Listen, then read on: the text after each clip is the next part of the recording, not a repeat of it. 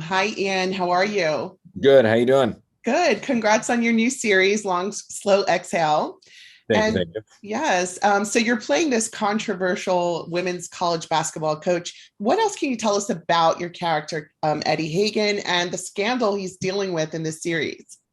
Yeah, it's I've struggled with a couple of other interviews where I have to. It's very delicate and subject matter where I have to sort of say like, but I also have to be vague about it, so that we don't give too much away.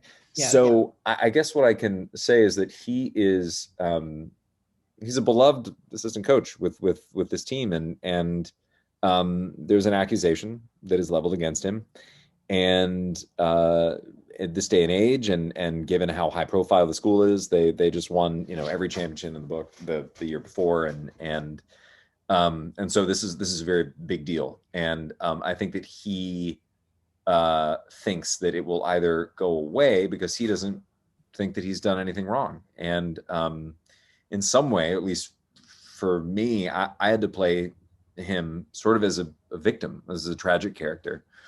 And I know probably a lot of people don't want to hear that about like, yeah, he's the victim here. But Yeah. I think from an actor's standpoint, that was what was really necessary for me. So I think, over the course of the show, we see how he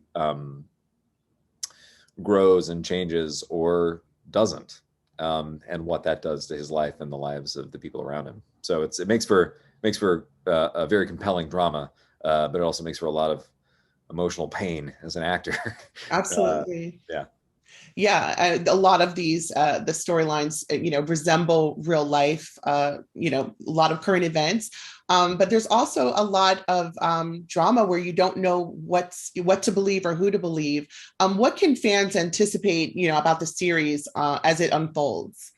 yeah, they can anticipate that they're going to start to think like, okay, this is what's going to happen, and then by the next episode, they realize they are wrong, and it just sort of it's a slow like tightening of the vice. I think. I mean, I'm trying to think of the right analogy, but it feels like as I was reading it, it just felt like the screws kind of just gradually kept getting tighter and tighter, and like the suspense kept building and building.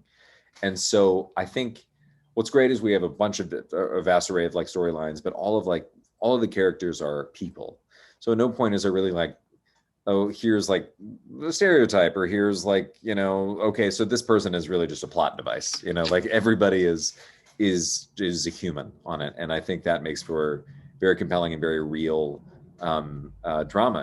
And after we would shoot certain scenes, and I'd be feeling unsure about what I had really done, or the quality of my performance, because it is such a sticky sort of situation to be in. Pam was very reassuring, and she said, "Actually, Ian, what we're trying to do, it'd be great if like we have like a couple that's watching this. It'd be great if they could get in fights." Like because like they're watching, it's like, yeah, I think he did it, and like have the other person go like, well, I don't know, but think about it, and like, what do you mean? And then like so we want to start those sorts of conversations, and hopefully have that effect on people. Yes. And you're starring opposite Rose Rollins. What was it like working with her? She's playing JC.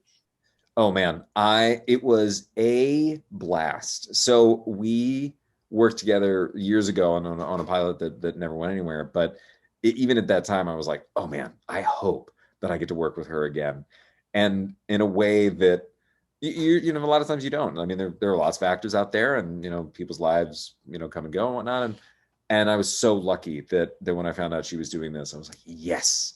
And it got to a point because again, the material can be very heavy at times, as much as there is intrigue, and it can be funny and sexy at the times. Like there are scenes that are pretty heavy, Mhm. and I realized at one point, when you're shooting something, the actors usually like they set up the actor chairs like right next to each other, and you socialize one on. And after a while, like Rose stopped putting her chair near mine, and I was like, oh, did I say something?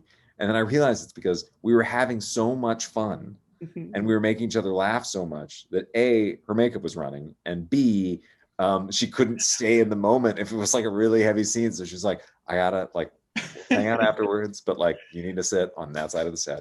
Uh, Yeah. so it was a joy. Working with her is a utter joy. Wonderful. Well, it was a pleasure. Good luck with everything in the future and looking forward to talking again soon. Well, thank you, Nikki. Yeah, Thank thank you. Bye bye.